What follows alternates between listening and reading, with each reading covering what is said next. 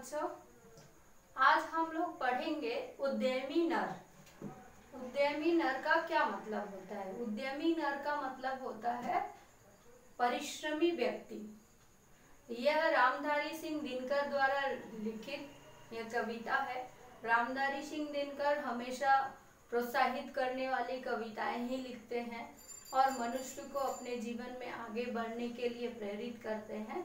तो यह कविता उन्होंने परिश्रमी व्यक्तियों के लिए लिखा है। उद्यमी नर, हर मनुष्य उद्यमी नर है, चाहे वह नारी हो चाहे वह नर हो, दोनों को ही उद्यमी बढ़ना चाहिए। इस कविता के द्वारा उन्होंने प्रकृति में जो अपार संपदा है, ईश्वर ने हमें बहुत सारी संपदाएं दी है, प्राकृतिक संपदाएं दी है।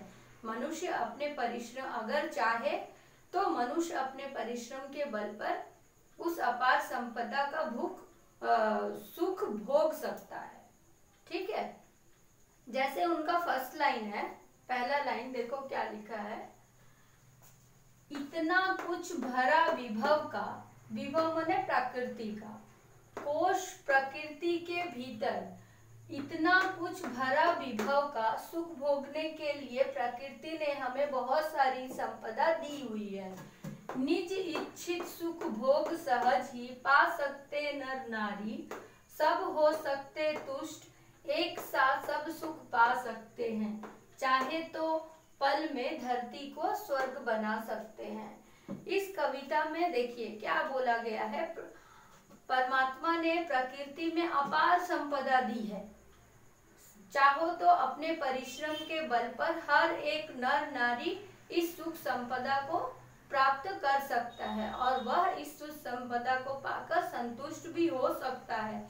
लेकिन अगर परिश्रम नहीं करेगा तो इस अपार प्राकृतिक सुख संपदा से वंचित हो जाएगा। जैसे हमारी प्रकृति क्या है, जल है, पानी है, तेल है, सभी चीजें तो प्राकृतिक है ना। यह किसी इंसान ने नहीं बनाया है, यह हमें प्रकृति ने दिया है। मतलब हमारे परमात्मा ने हमारे जीने खाने की सारी वस्तुएं दी है, लेकिन उसके लिए तो हमें मेहनत करना पड़ेगा ना। अगर हम मेहनत नहीं करेंगे तो हमें वह सुख कैसे प्राप्त होगा और उस सुख से हम संतुष्ट कैसे होंगे? तो हर भाग्य का निर्माता हर इंसान अपना स्वयं है। जितना आप उद्यमी बनेंगे उतना ही आपको इच्छित सुख प्राप्त होगा और आप संतुष्ट भी हो सकते हैं। और जितना आप मेहनत करेंगे, जितना आप उद्यमी बनेंगे, उससे क्या होगा, हमारी धरती स्वर्ग जैसी बन जाएगी। कब बनेगी? जब हम लोग मिलजुल कर रहेंगे, मिलजुल कर एक दूसरे का अधिकार कभी नहीं छीनेंगे और अपने अपने पारिश्रमिक बल का ही खाएंगे, तभी यह धरती स्वर्ग जैसी बनेगी। ठीक है, तो उद्यमी नर का मतलब ही है हर एक मनुष्य को परिश्रमी बनना है, नर हो या नारी हो, और अपनी सुख संपदा पाने के लिए उसे परिश्रम करना ही होगा, तभी वह इंसान संतुष्ट बनेगा।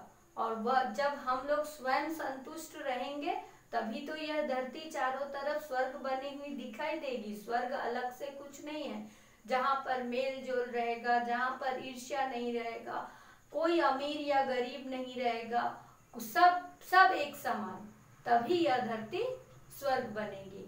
ये पहला 4 लाइन में दिनकर जी ने यही कहा है। मनुष्य को प्राकृतिक संपदा बहुत है, मनुष्य के लिए परमात्मा ने दी है, लेकिन अपने परिश्रम के बल पर ही मनुष्य इस सुख संपदा को प्राप्त कर सकता है और वह तभी संतुष्ट हो सकता है। ठीक है, नेक्स्ट।